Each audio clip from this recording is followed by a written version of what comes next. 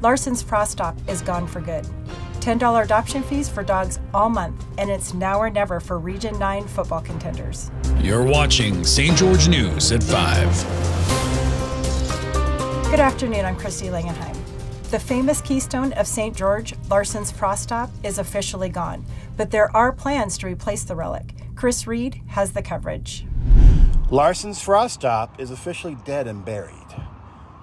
After a brief return to life, the St. George Boulevard Eatery that was a local fixture since 1965 had most of its signage taken down this week.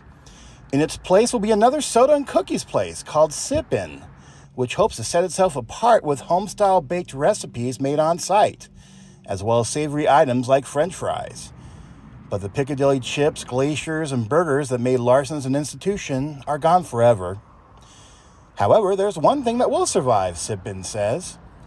The distinctively hip neon boy at the front is expected to stay. Thanks, Chris. Construction has officially begun on the new Smith's Marketplace. Maury Kessler has the story.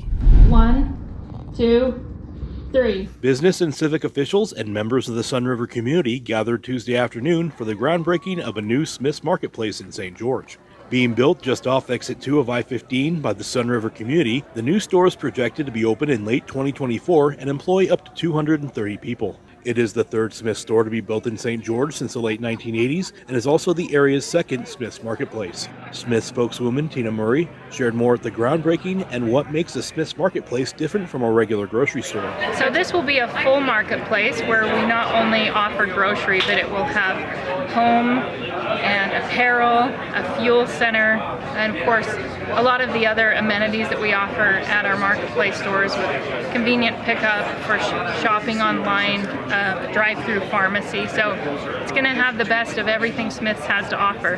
A unique aspect of the new store will be the inclusion of a parking area devoted exclusively to golf carts for the benefit of Sun River residents. Thanks, Maury. Besides bringing in cooler weather and all things pumpkin spice, October is also Adopt a Shelter Dog Month. And Best Friends Animal Sanctuary in Kanab is offering $10 adoption fees for dogs all month long. You can visit the sanctuary's website at adoptions@bestfriends.org or call 435-688-2327 if you're interested in introducing a furry friend to your family this holiday season. The Washington City Arts Council is hosting its first annual All About Art event and giving Southern Utah residents a chance to mingle with local artists. Haven Scott has more on the story.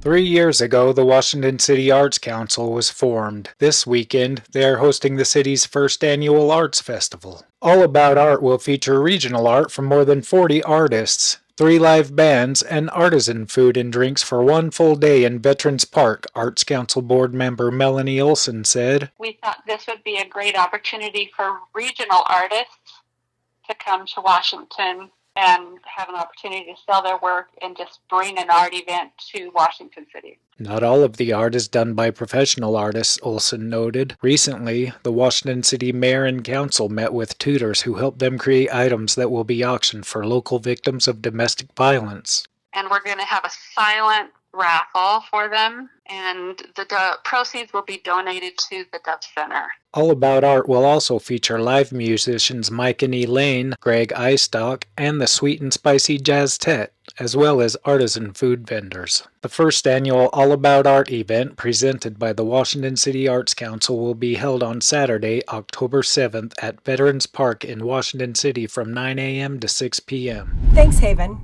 And now to Cannon with sports. Thanks, Christy. It's another big week in Region 9 football, and the game of the week is going to be Snow Canyon at Dixie.